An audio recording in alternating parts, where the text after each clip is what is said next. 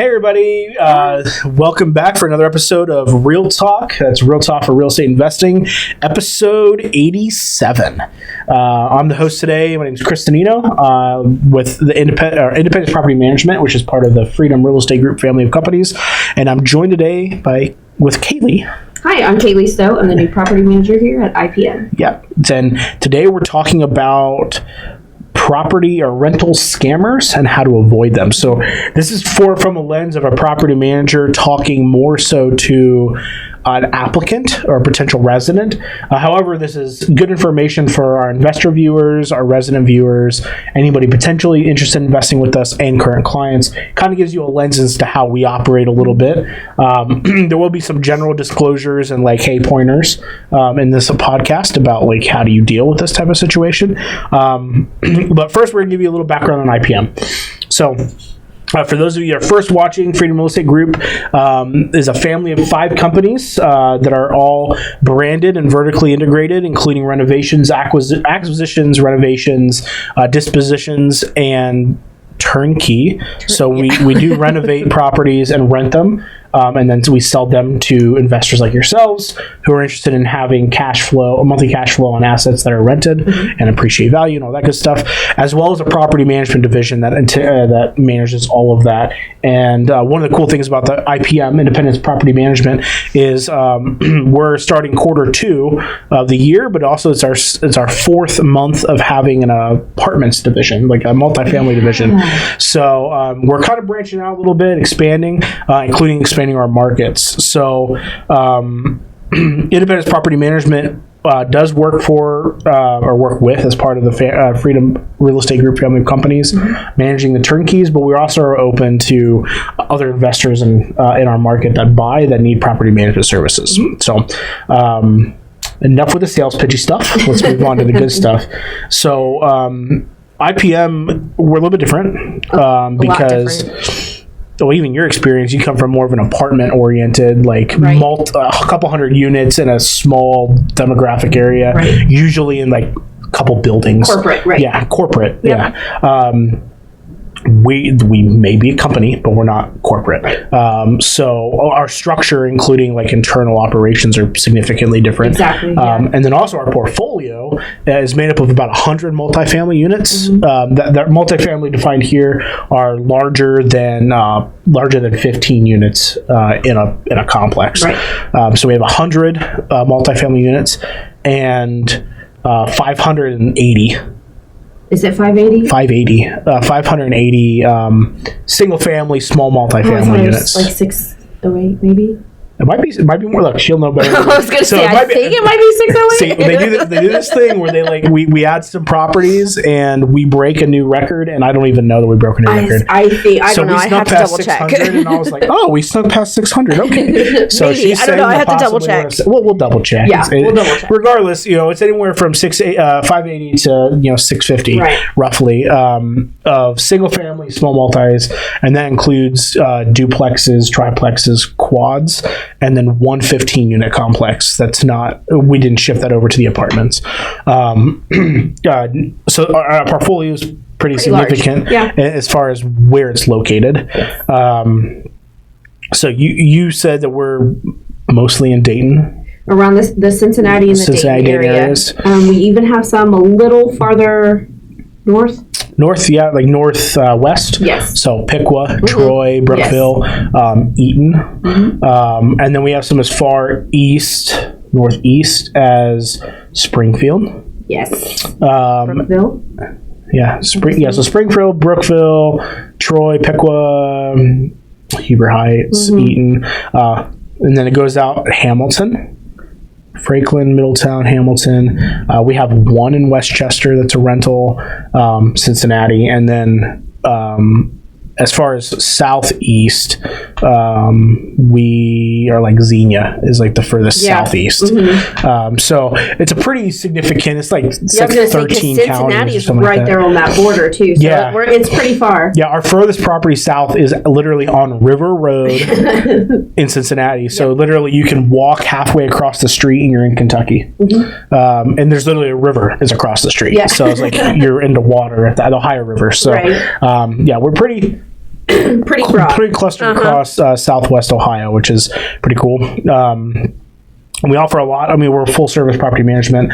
The basis of our property management company is we'll rent properties, so lease them up. We'll collect rent and to perform maintenance. Some of the a la carte things is we can pay your mortgage payment for you directly. We can pay your taxes for you directly. We do utility management as part of our standard property management agreement. Got a pretty extensive resident benefit package for the residents. A lot of value there to our tenants. Yeah, I think that's pretty much. We have so much. Yeah, a lot of stuff. Yeah, we do a lot. And you're in charge of all of it. Yeah. Oh, no wonder I'm tired. I'm just kidding. Hey. It's all right. It doesn't also help that it's like it's 1:45 on a Wednesday and it's pouring down rain outside and it's gloomy and like we all like you're dressed how I normally dress to work. So today I had court, so like I'm like, I'm dressed a little bit nicer, but like normally I'm like, a step above sweatpants. Your freedom hat. Yeah, I wear a freedom hat. Yeah, your freedom hat. But like it's raining and like it's the perfect day to just like hot tea or coffee and just chill. Yeah, I'm so happy that I don't have a window in my office because I know I'd be staring at it like, oh, this rain makes me so tired. Yeah. But I can hear it. So scammers are a big problem. So we're going to get into the context here, the content. Scammers. So I'll quickly define scammers. They scam people. Right. Somebody does something that they're not supposed to do. That's not correct. That they plan on taking something from. Right. So in the context of what we're talking about here is specifically they impersonate a property management company or an owner, and then they illegally rent the property out. So one thing with COVID that changed, that opened the opportunity for this type of criminal enterprise, is COVID kind of pushed property management companies to be a little bit more flexible about how we were doing showings, because there was social distancing, and in order for us to continue business and keep services, people still needed houses to rent during COVID, so we still had to provide services to those that needed it. And so we moved to it wasn't just us, many companies did this. Realtors do this too. I was going to say, I've seen it all across the board. But it's a digital access service that you have to the applicant has to pre-qualify, answer some questions, do identity verification in order to schedule a showing. It filters through our office. We're able to verify it, approve it, and all of that.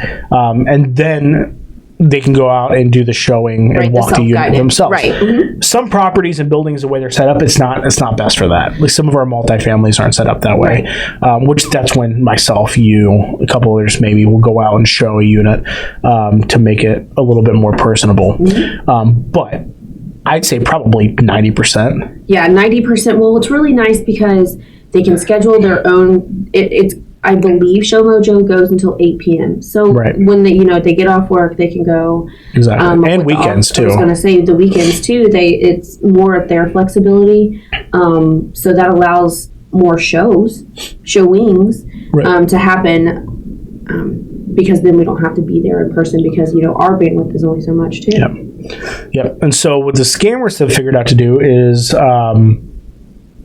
they impersonate a potential applicant. Mm-hmm. They book a showing. They take that information and they put it on platforms like Craigslist. Right. Sometimes Facebook Marketplace, we can catch them there too. Yes. Essentially places you don't have to verify. Because any of these places that we list, we have to verify our contracts. We have to verify that we are allowed to manage the property. Right. So like Zillow, we have an agreement with Zillow. Mm-hmm. We have an agreement with Apartments.com. We have with Trulia, and all these places that like most applicants go to get rentals. Right. We have agreements with them to be able to post properties there. We also are in compliance with state of Ohio listing regulations to make sure that our listings are meeting the standard and what's required by the state. In the marketing. Mm-hmm. Right. Scammers don't necessarily do that. Right. Right. And so, and Facebook is one, like we did create a Facebook page. So we have our Independence Property Management page. We also have, it's not a fake account, but it's an account monitored by our marketing team. That is my face, my name. but dash leasing. And that allows me, quote unquote, us to post on Facebook Marketplace without it being spammy. Right. And also engage with potential applicants in a professional manner. And it comes from a person, right? Whereas scammers will just post on the marketplace or on Craigslist. And when people inquire, what they'll do is they'll actually stack 2 or 3 people to move into a property. Yes. We saw this happen just a couple of months ago. Yeah, well, a couple of months ago, we had like 2 or 3, like back to back. Yes. It was all the same person. It was the same person, right. And it was all properties in our southern market. And essentially what this gentleman did is he had posted on Craigslist. A few unfortunate people had responded. I know he stacked 2 people moving in on one property. Yes. It was our Hamilton property. And then they had another one set up for a Cincinnati property. And essentially they had collected a security deposit at a discounted rate and first month's rent at a discounted rate. And then had gotten the keys, gone through the process, signed a fake lease. And then we found out that somebody was moving in when they wised up a little bit and realized this isn't Independence Property Management. Right. And then they got in touch with us, and then I think we helped one of them out. We did, yes. The other 2 we helped get with the police department to recoup some funds. I never did hear back if they did or not. I don't know. I mean, some of it's out of our hands. Yeah, right. So we just try to provide resources the best we can. But we don't post on Craigslist. Like, that's a big thing. And actually, the bottom of all of our listings say that. Yes. We do not post on Craigslist. All of our listings say that we do not post on Craigslist, and all of our pictures are watermarked. Now, they are all watermarked. Yep. And so the goal there is that applicants, if you guys are watching, potential residents or people that you may know that have been scammed, read the listings very, very carefully, because there is contact information several places through that. The number may be different on different websites because, like, for example, Zillow is one I'll pick on. Yes. They make their own phone number. Right. So we have a phone number in the listing. I think it's the 462-1060 number. The 1069 or 1060 or 1069. Yeah. But Zillow might mask it. They have a different phone number. Right. I know apartments.com has a different phone number.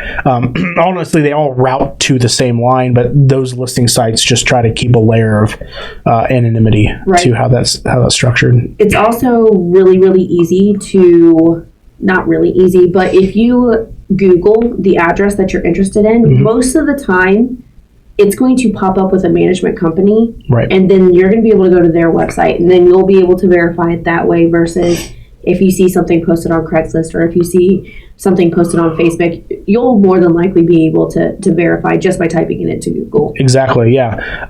So one of the things that we always try to encourage people, whether they rent from us or not, is make sure you know who the management company is. Right. If you can't find a management company, because some owners that manage themselves, they don't list under a management company that's an LLC, there should be a contact number.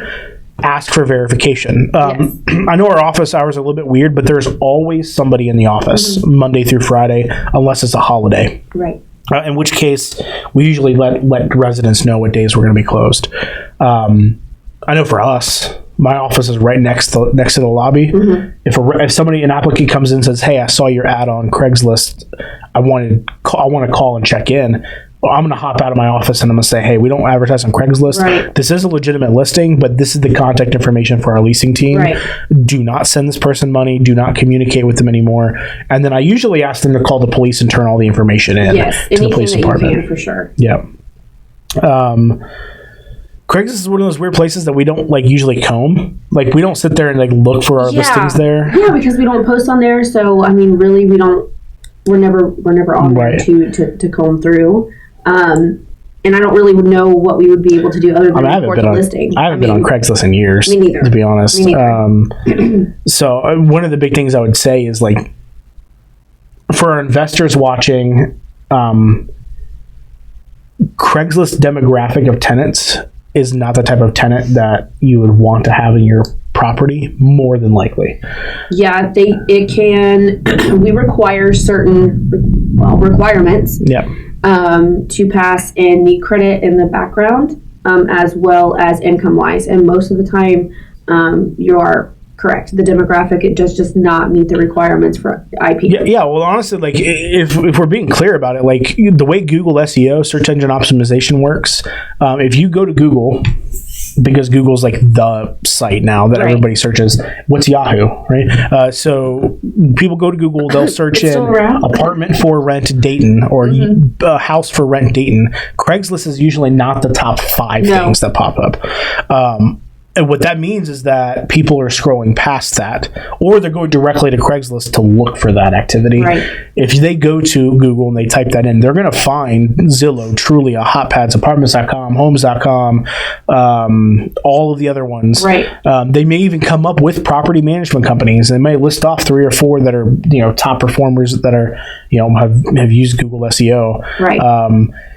And those are the types of people that we want to try to target for applications, because they're the ones that understand and they're not trying to circumvent process. Right. The unfortunate part, and this is where it plays into our empathy, where we have to kind of balance. We have to have a dichotomy about how we feel about things. Is there are people that just don't know. Like there are quite literally people that they came into Web 1.0 and all they know is sites like Craigslist and eBay. Honey, you know what I mean. Right? So they're like, well, I didn't know. I think we've had a couple of those. Actually, the one that we converted, she's like, I didn't know to look on this site, and I'm like, you mean you didn't know to look for an apartment on apartments.com? Right. Right, yeah. But, it is an oh, honey situation. Right. So we definitely try to provide some empathy and try to help them navigate that. But like I said earlier, there's only so much we could do. Exactly. We can only point someone in the correct direction or tell, how many times that, unfortunately, scammers are... I mean, it's not just our company that has problems. No, it's not. It's throughout all of property management. So it's really, really hard. And like you said, it's still to this day. People, on Craigslist. So I'm like, don't get on there. Yeah. So we kind of have, our leasing team has a full disclosure disclaimer thing. When people say they are from Craigslist, we send them something that says, hey, we don't advertise there. This is what you need to do. If you've been contacted by anybody that's not one of these 2 or 3 people, call the police, do this, do that. And most of it's just referring them to other people. But in the meantime, we have them on a hook. They reach out to us now. Let's see if I can help you get approved for an apartment. Right. And then the other thing that's cool about our leasing team that I didn't actually realize until, it's an idea I had in my head, but it's already been kind of implemented. If somebody applies for apartment A and they don't qualify, and it's because there's a debt to income ratio there, or income to rent value ratio there. If they don't qualify for apartment A, but apartment B is in a similar area, but they could be approved for that one. Right. We shift their application to say, hey, look, would you be more interested in this one? It's a little bit more fit to the budget. You can probably be approved for this one, which is good. It also helps curb some of these scammer situations because unfortunately, a lot of them have already paid money to the scammers. Yes.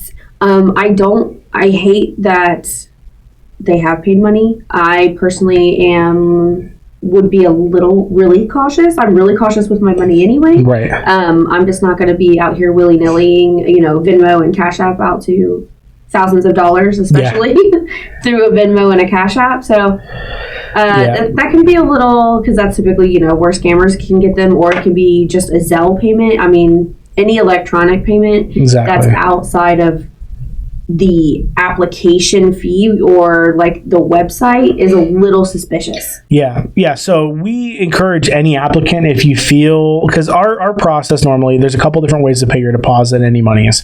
Once your application's approved, you'll have access to our online portal where you'll live for the rest of your time with us. Right. All of your communications, your documents are in there, your rent payments. You can text us from there, work order management, all of that's in the portal for the tenants. So once they have an approved applicant, we'll go in and we'll turn on their portal and they can start paying their monies there directly. We also have an office. You can walk in and you can pay with our wonderful admin team. Miss Betty runs that front end there. Betty Land. So, I mean, you can do payments there. You can always meet with a member of staff too. Then we also have the Pay Near Me system. Yes. Where you can pay at like Casey's General Store, CVS, Walmart, Walgreens. Right. Just take the money up to the register, tell them, hey, I've got this barcode. Can you scan it? I'm going to pay this. Yeah. That's another secure way for us to be able to make sure that we're real. Scammers they may be sophisticated, but they don't have systems in place like that. Not like that. Typically, if they're asking you to go somewhere, it's going to be like a green dot card, and I'm pretty sure, or it's like a money card or Western Union or something like that. Which obviously, and I think you may be able to take Pay Near Me to Western Union, but it's still not going to be the same system. It's going to be them scanning a barcode that you provide to them. It's not you giving them an account number that you're going to wire money to some random person. Right. I would say one of the nightmare situations I heard about, somebody got scammed for $1,000 a month rental in Dayton. I think it was when the market was a little bit lower, so it was like a 4.2. I think it was on 4th Street. And this scammer was pretty sophisticated. They had gotten us for maybe 3 or 4 units in a 3-month period. Yeah. And this particular one, we ended up approving her and moving her in still, but the total amount that she transferred was almost $2,000. And the part that was there were several red flags that I indicated, you didn't think to ask, when the number changed halfway, or when he said his name was this, and then the email you got was from this. Yes. So there was some red flags on if you just pay attention, you'll be able to indicate, you'll be able to see. Right. But the big one for me was go to this random gas station and they have a Bitcoin ATM. Oh. And she wired this gentleman $2,000 worth of Bitcoin. And I couldn't help but kind of laugh. I was like, Bitcoin? What? Right. Really? Yeah. What? Okay. Yeah, I was like, Bitcoin. you hear the stories on the internet about the guy that bought the first pizza ever, or first pizza with Bitcoin. He spent $20 on Bitcoin pizza, and that pizza is now worth millions of dollars because Bitcoin inflated. I was like, we would never ask for rent in Bitcoin. Right. And if we ever in the future go to cryptocurrency as any sort of form of payment, it's going to be a more stable and versatile payment system than Bitcoin. Right. Right. So we told it we had to put verbiage in our leases about how we accept no cash and it's only debit or credit payments or checking account. There's not Bitcoin, there's not Cash App, Venmo, any of those other sources. Yeah, because I would, and the thing is, I felt bad too because I would have never thought to put that in a leasing pamphlet. Well, I wouldn't have either because being in property management since 2013 or 2013, it's you just don't hear of Bitcoin, and obviously it's new, but rental payments have always been cashier's check, money order, online payments. Right. I remember good old day paper checks. We don't even accept personal checks anymore. Right. Yeah. So, the evolution of rent payment has moved from it used to be cash to no cash, and then it used to be checks. Now it's no checks. Right. So everything's same as cash. The closest to checks we get is a checking account. Right. But even then, it's wired through an ACH system where banks communicate, and there's nobody's touching anything. Right, exactly. But I don't know. For the scamming purposes, there are lots of red flags. The big one is if you find the big one I would say is if you find a listing on Craigslist or Facebook, immediately research the company. Exactly. So do your due diligence. Do your due diligence because if it's legitimate, it will point you directly to us. Yes. At some point, you'll be communicating with the rentme@independenceMGT email. Right. Because we have one email that's for all of our leasing efforts, right? Exactly. We try to streamline it as much as possible. Right. The other thing I'll encourage, and this kind of puts you on the spot, but ask to talk to the property manager. If you're in question about whether the leasing person is legitimate, ask to speak to the property manager. And if you've done your due diligence, our property managers are public knowledge. Yes. It's on our websites. Right. So ask to speak to somebody by name. Because when you speak to that person by name, then you can have it verified. We have a contact form on our website. We do have a contact form too. So you can fill that out. And then, one of us would reach out. Yep. But if you are looking to speak to somebody, you put in that contact form, hey, I would like to speak to this person, or I need to speak to the property management, or I need to speak to leasing, or, right. I think that that's probably one of the top ones. Another one of the top ones is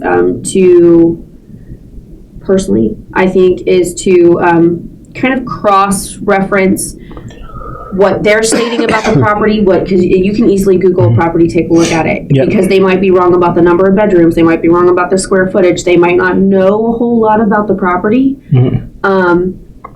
So I think that obviously is another red flag. Obviously, a property management company is going to know about their property. They'll be able to answer your questions. It's typically going to, one might come from me, one might come from Kath, but it's going to be independence.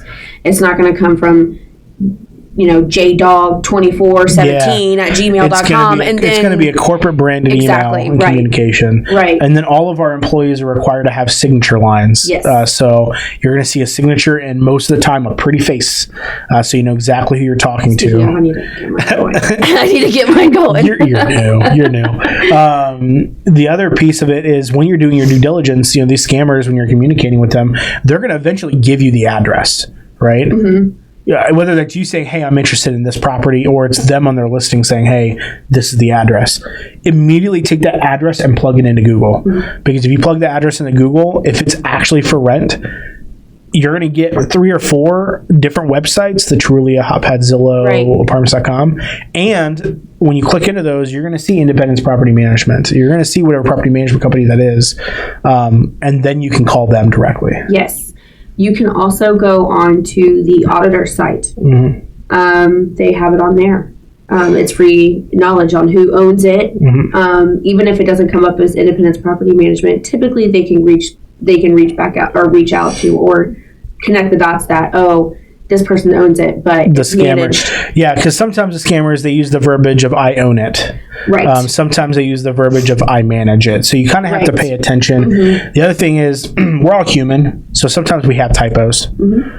Our team is very, very diligent about trying to type full sentences, have proper grammar, because a lot of times scammers don't. Right. The other thing is if you get to a point where they're sending you a lease, our lease is branded. Most property management companies' leases are branded. And I'm not just saying it says Independence Property Management on it. It has our logo on it. It has all of our information. It has contact information of how it will reach out to us. Anybody can go on go and search Google and print a lease for Ohio. Rocket Lawyer has them for free. Rocket Lawyer has them for free. Branded leases or leases that clearly have property management companies in play. I have yet to see a scammer actually put our name on a on a lease. I haven't seen that either. I haven't seen that with any of the leases. Typically, it's like some either handwritten thing or it's just like some Word document that that it's something that's not really thought out, and if you read the verbiage, it's not right. Yeah. So I don't want to discourage people because scammers is like one of those things. It's not necessarily a new thing. It's just they evolve as technology evolves. Right. It's part of our job as a property management company to try to stay ahead of emerging activities like this and try to mitigate any liabilities as we go. So a couple of things that we do internally is we check properties regularly. Yes. We make sure that we have people out there. We're checking lock boxes. We recycle lockbox codes too. So that way there's a primary access code that we all have access to. We'll change that every now and then. So that way if somebody had access before, they can't get access again. Right. We audit our listings on a regular basis as well to make sure we're updating wording. As well as at least do an annual lease revision just to make sure that we're still in compliance, not just with the state, but also any new fancy things that have come out that we need to be aware of mitigating. But overall, like scamming, there's always going to be somebody trying to loophole the system. Right. And for our investors watching, make sure your property manager is up to date. If you don't manage with us, like if you're not with us, reach out to your property manager and ask them, like, hey, I just watched this podcast. Another property management company, real estate division, put out about scamming. What are you guys doing to help protect my properties from this type of problem? Most property management companies, I would say, have some sort of procedure in place to handle this type of issue. Another thing that I always recommend is take a look around the property. Sometimes property management companies will put their information on a piece of paper and post it in a window. Yep. So they know, like, hey, we've had some issues with scammers. You need to reach out to this number only. Because if the scammer hasn't been to that property yet, but just knows lockbox. Most of them haven't. Right, most of them haven't. And because they verified their identity, but then they have that lockbox code, they're sending that out. So most of the time they haven't been there, and then that person who's going to tour is going to realize, like, hey, this isn't correct. This is the actual information. So I've seen that happen a lot too. So that's another thing that your property management company could help with. Exactly. And we do a form of that. Yes. Or we have in the past. There's kind of been hit or miss whether or not that's the best thing to do. Right. But all of it. Do all of it. I mean, that's what it comes down to. You'll find what works best in your markets or your sub-markets. For potential applicants that maybe come across this as you're doing your due diligence, you'll find this podcast. It's very important that you pay attention to the details. Yes. I do this when I'm buying vehicles or buying anything, really. You always try to find the lowest price. You're not necessarily going to find the lowest price on a rental necessarily, but you look at multiple different sites. Right. When you're buying a general product, you'll go to Walmart, you go to Target, you'll go to Kroger maybe, and like different sites, different places to try to find the best deal. Do that with rentals. Exactly. Verify your information, because if we have syndicated out, if we've pushed the information out, it should be the same on every website. Yes. And that's why we audit our listings, to make sure that everything's accurate and updated. But if you go out there and there's $1,000 here, $800 here, $700 here, something's not adding up. Right. Like the deposit is only $600, but the rent's $12. Or something. The little numbers add up like that. The details in it, most of the time, rent is the same as the deposit. I mean, that can differ, so it's not always a telltale sign, but yes, definitely pay attention to the little details. Exactly. Awesome. Well, that was a pretty detailed how to avoid scammers and kind of explaining how that all works. If you have any questions, there's contact information in this podcast. Feel free to reach out. Myself or Kaylee would be more than happy to answer any questions. Whether or not you work with us directly right now, that's not a problem. We'll make ourselves available to answer any questions. If you use other property management companies and you've asked that question and they don't have procedures in place, I don't mind consulting and helping out, making sure that they're equipped to be able to handle that.